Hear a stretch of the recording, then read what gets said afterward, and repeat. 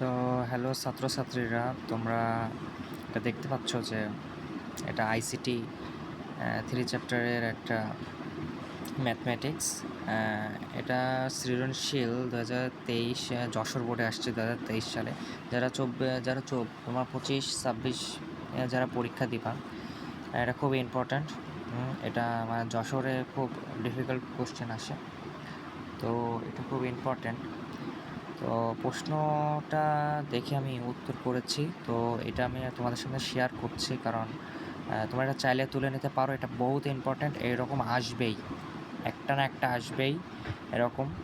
তো প্রথমে ক নাম্বারে এখানে 2023 সালের যশোর বোর্ড 24/23 দিয়েছে তোমার কাউন্টার মোড কাকে বলে। তো কাউন্টার মোড হলো একটি কম্পিউটারের প্রথম ধাপ থেকে শুরু করে আবার প্রথম ধাপে ফিরে আসতে যতগুলো ধাপ প্রয়োজন হয় তাকেই ওই কাউন্টার মোড বলে। ক নাম্বার এই প্রশ্ন ছিল। আর খ নাম্বার ছিল দ্বিতীয় চলকের দুই চলকের জন্য ডিমর্গানের প্রথম উপপাদ্যটি কি, তাই দিয়েছিল। তো এটা হচ্ছে এ প্লাস বি বার। তো এ প্লাস বি বারের সার্কিটের মাধ্যমে দেখানো হলো। তো খ নাম্বারটা এখান থেকে এইটুকুই, শুধু চিত্রটা আঁকবা, আঁকার পরে খ নাম্বার এভাবে দেখাই দিবা, এটাই খ নাম্বার। একটু সহজ আছে। তো গ নাম্বারে বলছে উদ্দীপক বর্তনীর নর গেট দ্বারা বাস্তবায়ন করা হলো। উদ্দীপক বর্তনীটি হাফ অ্যাডার আসলে, তো নর গেট দ্বারা বাস্তবায়ন করা হয়েছে উদ্দীপকের।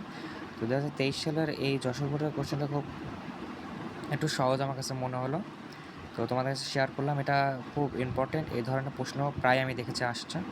তো এটা 23 সালে, এটা 24 না, এটা 23 সালে আসছে। তো তোমাদের 26-25 ব্যাচে এগুলো আসতে পারে। তো দেখো উদ্দীপক বর্তনী হাফ অ্যাডার। তো এর সমান এ সামেশন বি সমান এ প্লাস এবার বি প্লাস এবার এ বি বার। তো এটুকু তোমরা যদি পেরে থাকো তো দেখো, আর এটা খাতায় তুলবা। তোলার পরে এইখানে একটা চিত্র আছে, চিত্রটা ভালো করে দেখা, এটা খুব ইম্পর্টেন্ট, এটা আসবেই এই ধরনের অঙ্ক। আর যশোর বোর্ডে যারা আসছো তারা তো এটা করতে হবে তোমাদের। আর ঘ নাম্বারে উদ্দীপক বর্তনী হলো হাফ অ্যাডার। হাফ অ্যাডারের একটি ইনপুট সংখ্যা বৃদ্ধি করলে নতুন যে বর্তনী তৈরি হবে তা ফুল অ্যাডার। তো হাফ অ্যাডার থেকে ফুল অ্যাডার করতে হবে। ফুল অ্যাডার এর বর্তনী হাফ অ্যাডারের বর্তনী বাস্তবায়ন করা হলো। তো এটার লাস্টের চিত্রটা এইটুকুই, দেখে নিতে পারো।